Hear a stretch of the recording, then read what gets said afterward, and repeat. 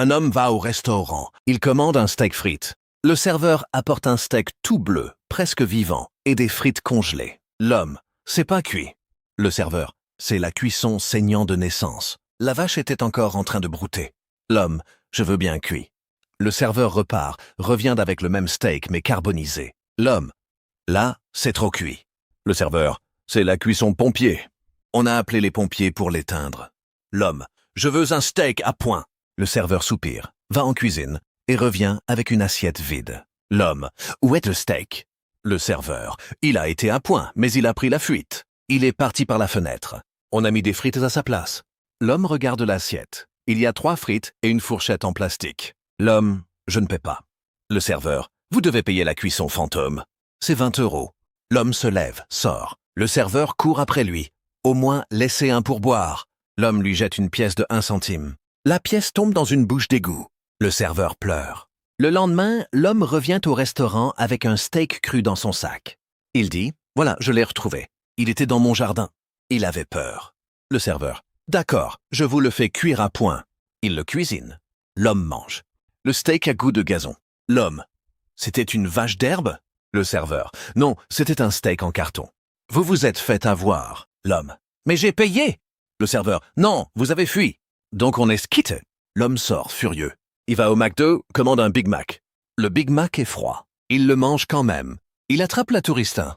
Il reste chez lui 3 jours. Pendant ce temps, le restaurant a fermé. Le serveur est devenu livreur de pizza. Il livre une pizza à l'homme. L'homme ouvre.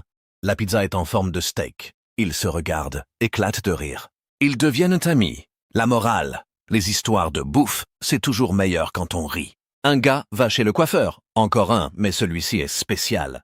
Le coiffeur demande « Quelle coupe ?»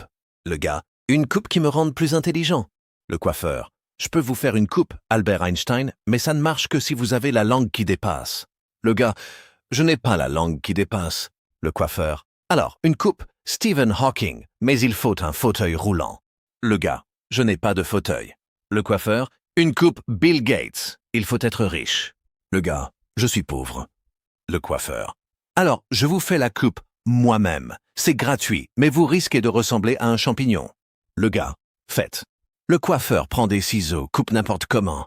Le gars regarde le miroir. Il a une tête de brocoli. Le gars « C'est horrible. » Le coiffeur « Non, c'est bio. Les brocolis sont très intelligents. Ils ont beaucoup de vitamines. » Le gars « Je veux une autre coupe. » Le coiffeur « Désolé, je ne fais que du bio. J'ai aussi une coupe chou-fleur, artichaut et radis noir. » Le gars « Faites-moi une coupe radis noir. » Le coiffeur le rasa blanc.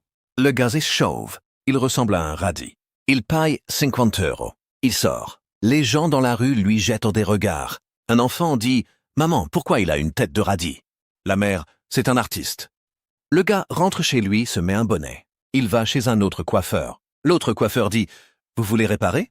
C'est 80 €. » Le gars « Je n'ai pas d'argent. » L'autre coiffeur « Alors, je vous fais une coupe pelouse tondue. C'est 10 €. » Le gars accepte. Il ressort avec des cheveux de 2 mm. Il est content. Il va à un mariage. Les invités se moquent. La mariée éclate de rire. Le marié dit « Pourquoi tu ris ?» La mariée « Parce que le témoin a une tête de gazon. » Le témoin, c'était lui. Il se sauve. Il va chez le coiffeur initial, lui casse ses ciseaux. Le coiffeur porte plainte. Le gars est condamné à des travaux d'intérêt général, tondre la pelouse de la mairie. Il devient le meilleur tondeur de la ville. Sa tête ressemble à la pelouse. Il est heureux. Fin. Un prof de gym, encore un, dit à ses élèves « Aujourd'hui, on fait du saut en hauteur. » Les élèves sont ravis. Le prof installe la barre à 1 mètre. Un élève saute, passe. Le prof monte à 1,20.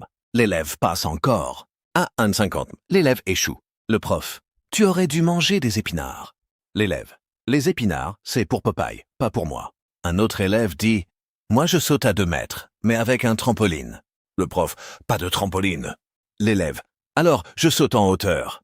De mon lit. Ce matin, je suis tombé. » Le prof « Tu es nul. » L'élève pleure. Un troisième élève, très grand, dit « Je saute sans élan. » Il se met devant la barre, saute, mais il est si grand qu'il la touche avec sa tête. La barre tombe. Le prof recommence. L'élève saute en arrière. La barre reste. Le prof « Comment as-tu fait ?» L'élève « Je suis passé en dessous. » Le prof « Ce n'est pas du saut en hauteur, c'est du saut en profondeur. » L'élève Je suis un génie. Le prof le met en équipe. Il organise une compétition interclasse. L'équipe adverse a un champion qui saute 1,80. L'équipe du prof a le grand élève qui passe sous la barre. L'arbitre dit « C'est interdit ». Le grand élève « Alors, je saute par-dessus, mais en faisant le poirier ». Il se met sur les mains, les pieds en l'air et saute. Il réussit. La barre est à 1,60. Ses pieds passent à 1,70. L'arbitre « Validé ». Il gagne. Le grand élève est félicité. Il devient célèbre. Il invente le saut en poirier. Les Jeux Olympiques l'appellent. Il refuse, car il veut faire du saut à la perche, mais sans perche. Il saute avec une baguette de pain. Il tombe, se casse la jambe. Il est à l'hôpital. Le prof lui rend visite. « Tu aurais dû prendre une baguette bien cuite. » L'élève rit, puis crie de douleur. La morale ? Le sport, c'est bien, mais l'humour, c'est mieux.